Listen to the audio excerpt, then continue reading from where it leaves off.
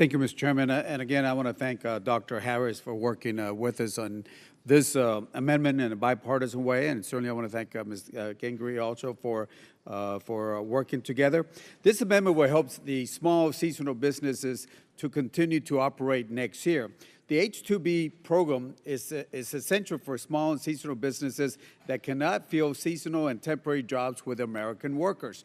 About 38% of the H-2B positions requested for the first half of FY19 cap went unfilled due to the HB cap. This jeopardizes the survival of small and seasonal businesses and their workforce. Now, we frequently hear that the H-2B workers take jobs away from Americans or that they're mistreated, but this is not the case.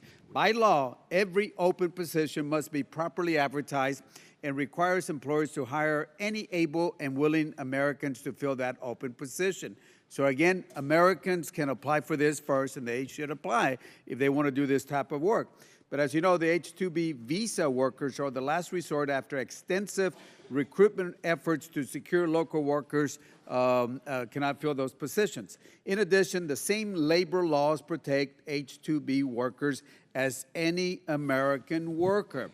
And often, these workers are paid a wage much higher than the federal minimum wage. In fact, most H-2B workers choose to return to the same employer year after year. And again, if there's some bad apples, we go after those bad apples, but we don't go after this visa program that has worked well.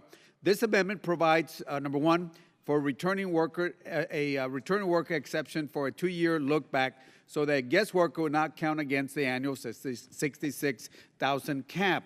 Number two, it switches to quarterly criteria as opposed to a biannual distribution of visas so that employers with later dates of needs are not effectively locked out of the program.